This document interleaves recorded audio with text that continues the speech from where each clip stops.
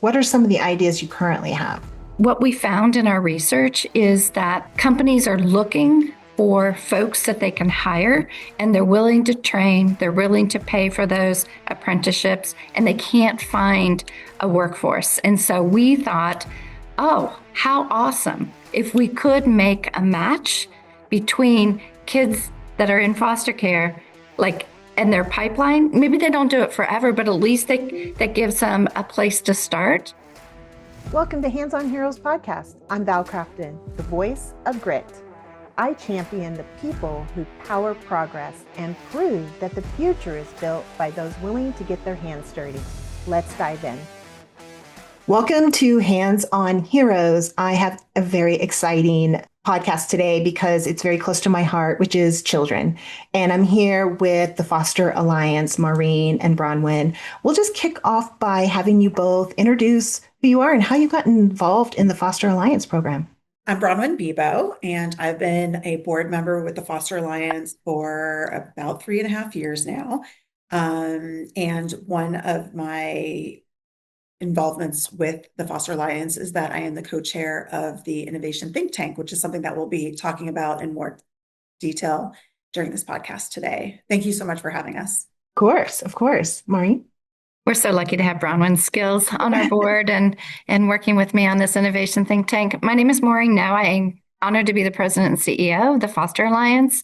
I come to this organization from a few years, in fact, many years in the nonprofit system. And it's a delight to work with strong board members like Bronwyn and the other board members and our staff who are dedicated to the lives of kids in foster care and the families that choose to open up their hearts and homes to them. Wow.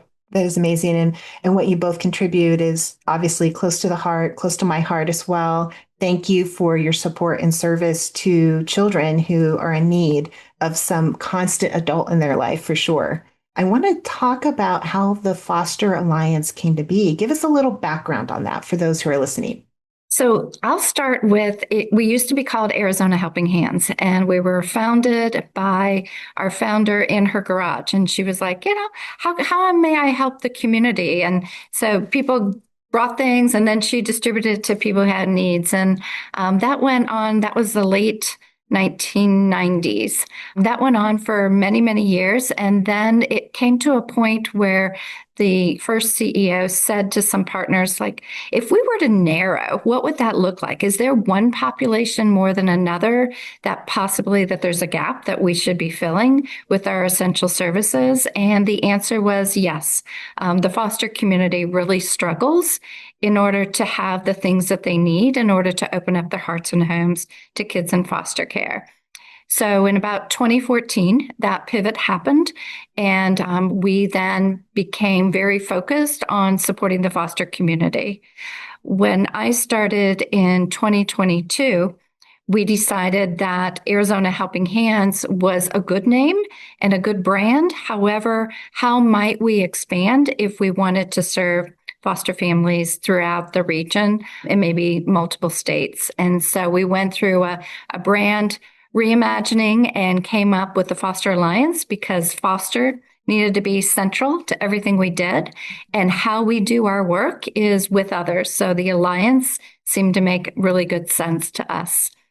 Fast forward about 1.5 years ago, we were approached by another nonprofit who said, oh, I see what you're doing. How might we join forces? And after exploring August of 24, we said, yes, we are going to join forces and align our business models. And we expanded into New Mexico, supporting their work. So now the Foster Alliance is in Arizona and New Mexico. So fast forward, that's where we're at today. And we have plans to keep moving. Oh my goodness. I love that. And there's such a huge need for support. Just to kind of currently, what is the support you're fulfilling right now? So currently we support, as Maureen said, the families of kids in foster care. So we provide a lot of what are considered essential services. So one major area that we cover and are involved in is making sure that these families can accept children into their home. There's a lot of guidelines in terms of safety measures that need to be in place, such, if you're getting an infant, safety plugs, fire extinguishers, fire alarms. So we provide those to these families. Often these families fall below the poverty line, and they don't have the extra money to get these items so that they can even welcome these children into their home. And in addition to that, we also provide clothing. We also do lock boxes. Often these children are moving from location to location. Some children are placed with one home and stay there, but other ones are moving throughout a given year so that they can bring their items with them. And then we also have a wonderful program called Birthday Dreams. And so, believe it or not, a lot of these children don't even have the opportunity to celebrate their birthday. So we put together a package where a family can make a cake, have a celebration for the child, as well as obviously provide them with some birthday gifts as well. So one thing I would add in there is our program called Safe Sleep. We believe that it's essential that a child has their own bed and they're comfortable and they're safe, be it a baby, be it a toddler or a teenager. And so we have beds that are brand new. And the other thing, Bronwyn, we made a change a couple years ago that everything that comes out through our mission is brand new. Everything that Bronwyn talked about is not used. It's something that either people have donated with their time, with money, or with product, but it's all brand new. So Safe Sleep would be the one. Hygiene kits is another one. Make sure people have what they need. When we talk about essential services like deodorant, shampoo, essential, right? Including the bed. Mm-hmm. So bed and the bag to go with it, which is always exciting. Yeah, all the linens, the mattress, the pillow, everything you think about. Amazing. Yeah. So when they get there, they have a bed that's their own. Right. They have brand new sheets and blankets to cuddle under and just kind of feel like this is mine, and might be the first time they've ever had that. That's right.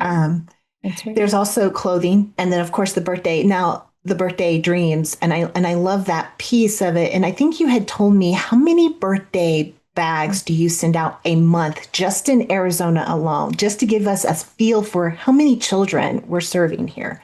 The numbers are pretty staggering. So kind of, be ready. Okay. Be ready. It's between 300 and 400 a month we make happen. And how do we make that happen? It's primarily volunteers. And volunteers will come in, a family. Do you mind if I talk about the logistics of it? Is that okay? 100%. Yes. Okay. No, I actually love the logistics. I got to tour all of this and see it in action. And I mean, thank goodness there's Kleenex boxes everywhere, because it is definitely a heart jerker. And when you start to realize how many children that we're serving here, and then and what it takes to be able to do that. But yes, please share that, because I think it's so beautiful. So we're really proud of the program, and we're always looking for ways to improve and make it more efficient and effective. However, the heart of it will always be the heart of it. So the Birthday Dreams program, the family or a caseworker through a Department of Child Safety or over in New Mexico, CYFD, will put in a request. And the request is what the child likes. Just like you think about your own family, you're like, oh, your kiddo has a birthday coming up. What do they like? And so they put in the request.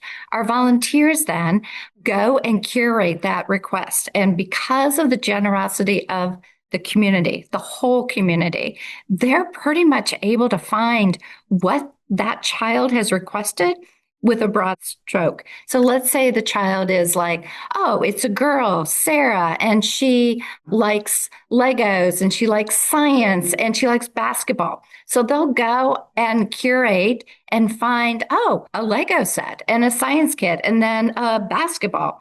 They put it into a bag. They get up to maybe 5 gifts, maybe a book if they like to read. It goes into the bag. The bag is hand colored by a volunteer that has a card that goes in it. They're not personalized because, as Bronwyn kind of alluded to it, sometimes kiddos move.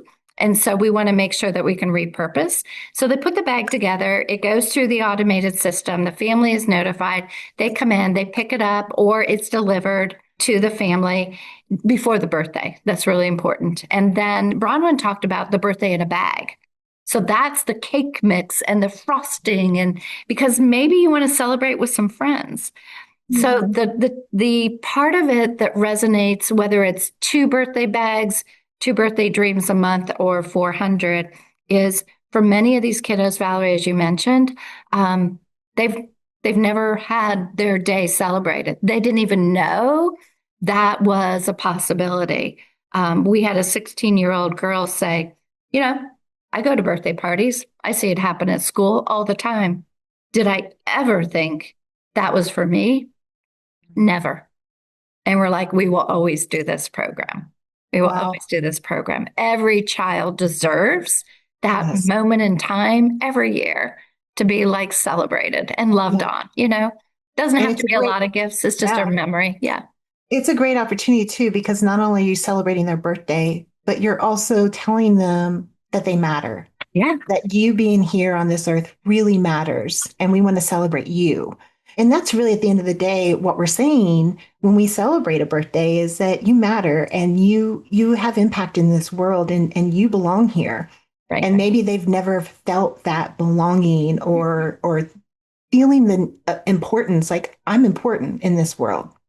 Yeah. And so it's bigger than that. And I walked through and I saw the folks in the room, and they had their, coloring and some creating some of the most beautiful pictures. If you love drawing just for fun, this is a really great thing to Yeah. go and do and volunteer and draw on and create the most beautiful bags for them. And to see that it was hand done by someone makes it customized just for them, because there's no two bags that are the same. And then there's the cards that you can pick from, and it's so organized in the back.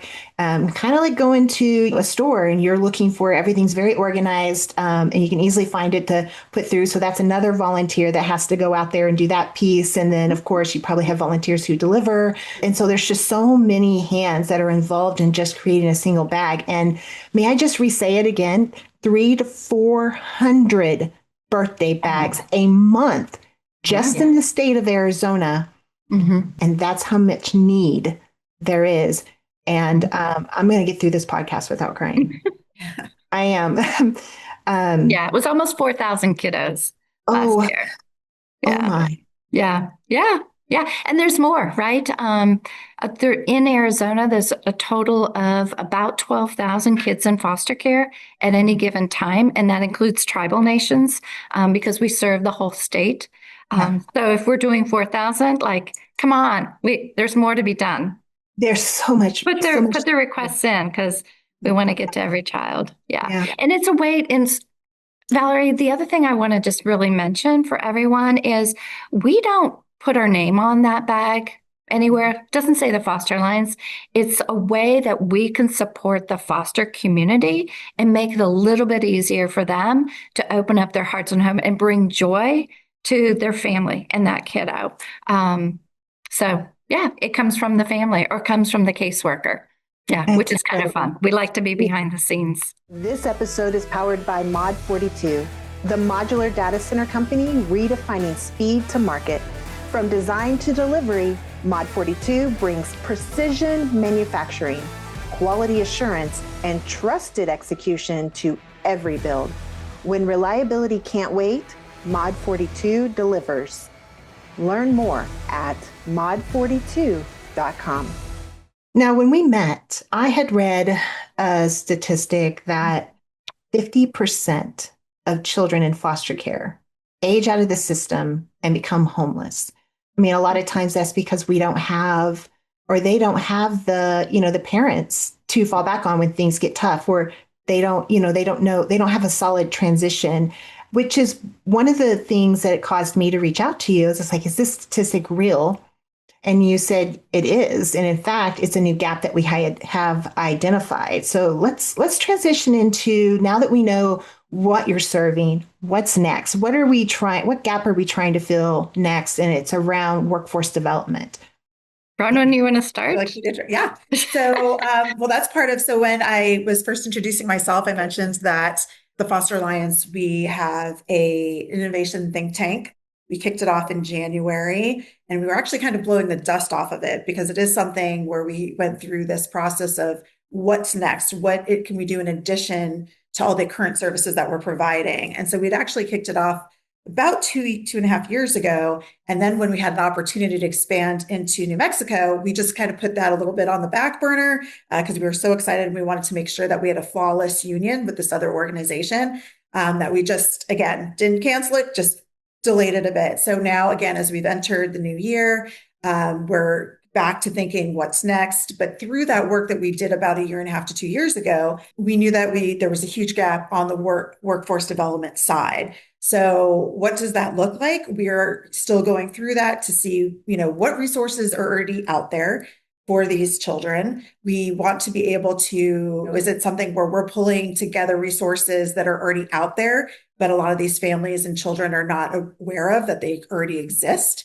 And we also want to make sure that we're not duplicative, right? Or, and then where are the gaps? Now that we know that these resources are out there and available to these children, what isn't available? And what can we do to fill that gap? So that's what we're going through right now, is really exploring how we move forward. And we really do make sure that these children have, first of all, are starting to be inspired and are starting to dream of what they want to do. There's a statistic, and I think Maureen knows it better than I do, so please jump in and correct me, Maureen, if I'm wrong, but by about 12 years old, a child needs to be envisioning where they're going and what they think they might want to do. Don't get me wrong, we have a lot of kids going out to college and they don't know what they specifically want to do, but they have ideas of what they want to do, and they have role models, and they're seeing that, what's next for them. And that's missing for a lot of these children. So it's really starting to work with these children and deciding, at what point is the Foster Alliance getting involved? You can't really wait until they're 17 or 18 at the end of high school. You really need to start getting involved earlier. So that's what we're going through, and we're trying to work out. Is it getting these children involved with the trades? Multiple paths, probably. Trades would probably be one facet of what we would put them through, possibly geared them towards. But those are my thoughts on it. But Maureen, anything else that you'd like to add?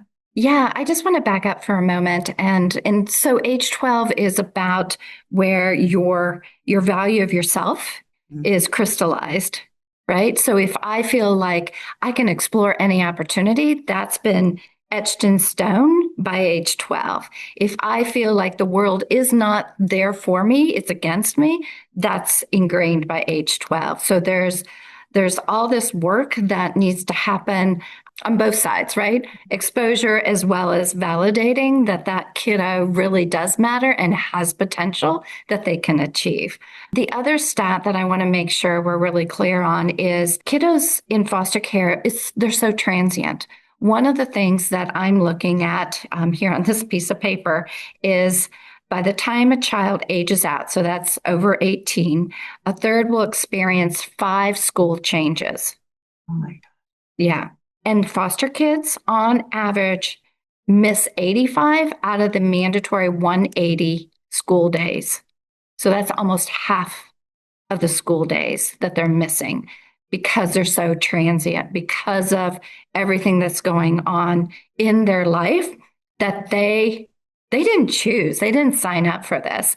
So the cards are so stacked against them because of the environment and situations. And it could be something horrific like an abuse, or it could be something traumatic as my parents died in a car accident. And all of a sudden now I'm without that biosystem that's there to nurture me. So the foster community comes in, wraps their arms around them. And like I've said a few times now, our role is to make it a little bit easier. So what we've agreed to, and Bronwyn mentioned about 2.5 years ago, our board said, how might we, and do we have an obligation to do more than essential services? And our answer was yes. So how might we step into something that really helps these young folks be on their path for success as an adult? Because as society, we've said to all of them, you know what? We can do better. We can do better than your bio family or your situation that happened to you. So how might we be part of that solution and partner with the foster community, with universities, with trade schools, with manufacturing, anybody. We want to be the solution. We want to be that alliance that brings people together in order to create the right pathway for that kiddo you know? And that's exactly what inspired me with Hands on Heroes, with bringing awareness to the trades. Mm-hmm. And because I work in the high tech sector, Mm-hmm. there's such a huge demand, and the labor workforce is really constrained right now. There's a huge demand, and I had read several statistics that by the age of 7, they started deciding who Mm-hmm. they are. They start to decide who they are and what they Mm-hmm. want to be Mm-hmm. when they grow up. Yeah. They're Yeah. they're really dreaming, right? Before that, they want to be their dog, right? Like it's not realistic, but it starts to get really realistic, as they hit that first grade, and they start getting introduced to people and having exposures of what's possible. And then if you're not in a school that kind of has those STEM programs in house, then you don't even know. All you know is the things that are around you, your teacher, whatever it is that you're exposed to is really your limitation. And so I start to think about all of the programs that are out there, all the internships, all of the apprentice programs that will pay you to learn. And wouldn't it be nice to partner with the Foster Alliance and say, hey, don't recreate the wheel. Let's partner and imagine what's possible and connect these foster parents or give the resources to the bio parents and create that space for them. And if because they move around so much in my mind, I'm like, we've planted the seed. They know that doesn't go away. And Mm-hmm. so every time they come back into the system, or wherever they go, they know that these are possibilities. And so it's going beyond just going into our schools. We've got to go where they are sometimes, and where they are move can be quite fluid with the child in foster programs. Mm-hmm. And so from 7 to 12, they're dreaming. By 12, they've solidified what that looks like. And I'll tell you right now, girls aren't Googling how to get into construction. So we forgot to tell them that that's an option because again, I think about exposure. Whatever we exposed, and if I only see a certain type of person on the side of the road working, then maybe I'm limited to what I see. No one's told me that that's an option for me. And so I start to think about there's so many things, whether it's a data center or manufacturing, there's different programs where they'll teach you and pay you to learn, and they'll bring you in on how to operate these things. Same thing with the trades. They'll bring you in and teach you and pay you to learn as part of their program.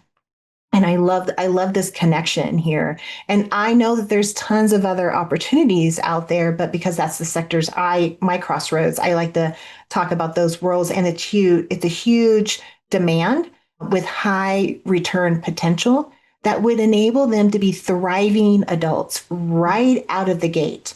And so and there's programs that will touch them and allow them to get in touch with and start learning in high school at the high school level as well. So by the time they leave high school, they can say, hey, I really like that, or I really like this. And now they have some direction, but we got to start planting those seeds way earlier, to your point. And so I love that you touched on that stat on the 12-year-olds.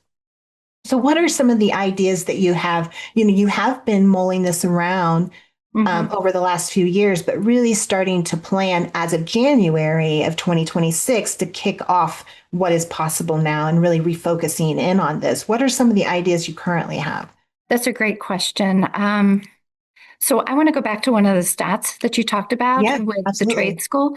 So with the trades, what we found in our research is that like there's no pipeline. So that's the reality that we heard over and over again. Companies are looking for folks that they can hire and they're willing to train, they're willing to pay for those apprenticeships, and they can't find a workforce. And so we thought, oh, how awesome if we could make a match between kids that are in foster care, like, and their pipeline. Maybe they don't do it forever, but at least that gives them a place to start. Nothing wrong with working at Subway, it's great. I don't want that as their career path for forever. It's not a sustainable wage. However, I bet if somebody became a plumber, that would be a sustainable wage and they would feel really good about themselves and their future. So that's one of the things that we saw. And I would say, Bronwyn, as we pick this back up again, we're going to start thinking about how do we partner with different companies in order to make that happen and just tease out some apprenticeships. Valerie, one of the things that I would say I'm proud of other than our board and our staff, is our partnerships with the state organizations and the tribal nations. We've worked really hard to build trust and continuity. And there, through the state of Arizona, through Department of Child Safety, they have a young adult group. And so we were able to tap into that population a couple years ago and ask them some key questions, some curious questions about what do you aspire to be and to do in the next 2 to 3 years? And they were very forthcoming, and they do have dreams. And so it would be going back to some of those individuals and saying, you asked me, like, what is next? I think that's next. Going back to those individuals saying, how might we find a group that aligns with an industry that has a need, and then start making the match? We're not going to do the work. We're going to create the opportunities to link people together. The partnerships are obviously going to be key. And I love what Maureen is saying. I do think it's important that we go back, for lack of a better word, have more focus group discussions with these. Some of them are young adults or, teenagers, to see what would work, right? Because obviously you don't want to create something and then not have the engagement on that side from the other side. But just something I wanted to flag for people, and it goes back to the challenges. We spoke, I think, earlier on, just in this discussion, about how often these children are moving from location to location. So they're changing schools so often. Another key problem for these individuals is transportation. So even if you can say, okay, we have found an opportunity for somebody to, doing a plug here for TSMC, let's get some partners, our partnership going with them. How do we get these individuals, or these children, to the training to get them on site? Because a lot of them don't have transportation. So there's a lot of layers to think through. It's getting these opportunities and then also making sure that they're executable. Right. Executable, scalable. Mm-hmm. And that's just one of the barriers that we'd have to figure out and overcome, is that sponsor. Who maybe they need a sponsor at the organization that can bring them in with them. Someone's donating a bus system that enables, hey, in this area, this bus comes and picks up these groups and takes them in, and so forth. So lots of things to imagine and plug in to allow this to work. And a lot of things for folks to think about if you're listening in, how you can contribute to the solution, because we do have a workforce development problem. Trades is one of my top ones, to my mind, and an easy way that even if they decide, to your point, plumbing's a great career, electrician's a great career, the trades across the board is a great option. If they get through that apprenticeship and decide that that's not for them, that's okay. They've gained skills that enable them that no one can take away. It's in a level of education that no one can take away. They can fix things in their own home when they own a home one day. But here we are talking about children who, against all odds, are resilient. They accept change. They want to thrive and have a better life than they experienced. They want to give their families a better life than they experienced. And so they have a lot of grit. I always say you're not born with grit. You gain it along the way. These children, they have a lot of resilience and a lot of grit, and they're going to be hardworking, and they're going to want it. They want to feel important in this world, like they have something to give. We just need to create the path to allow them to do that. And what a great opportunity to not only fill the workforce, but also fill a need of children who are, rather than becoming homeless. I'd like that stat to say that 50% of children who leave the foster care system go into the trades.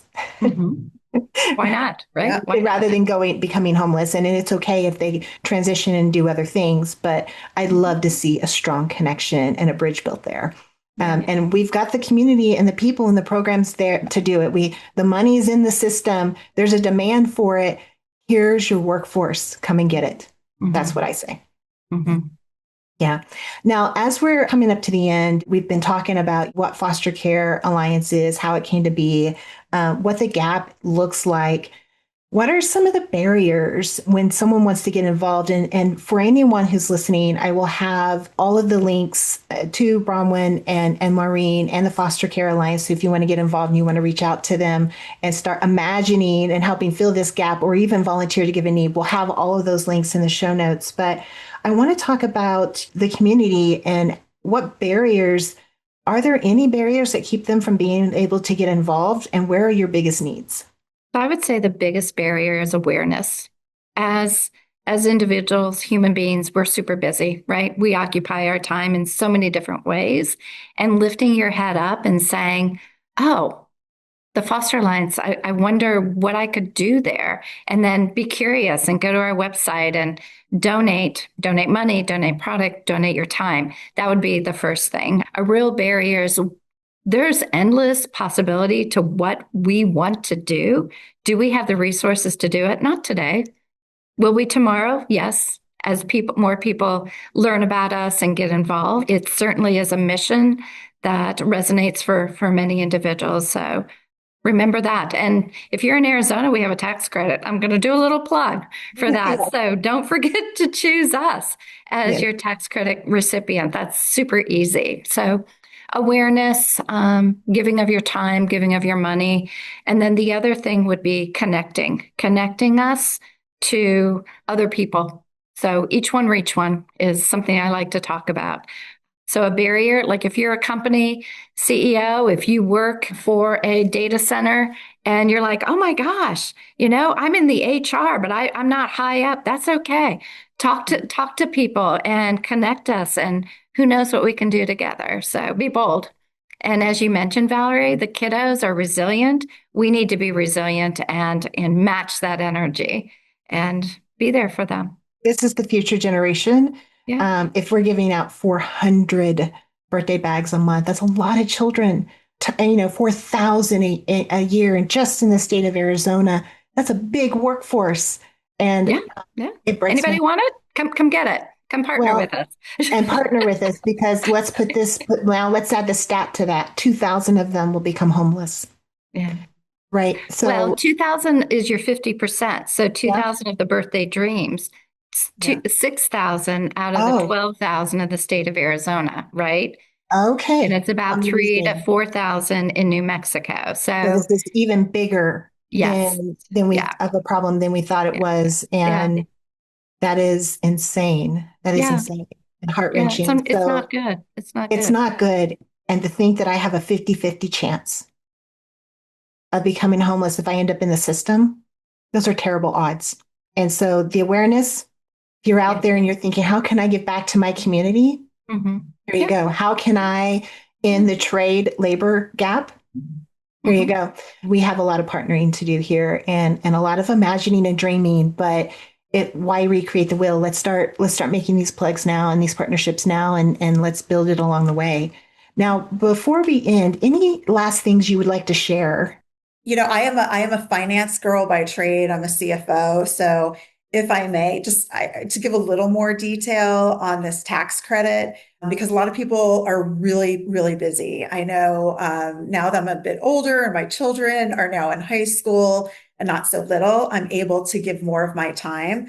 But often when you have a young family or, large career demands, you don't have the time to actually come into the Foster Alliance.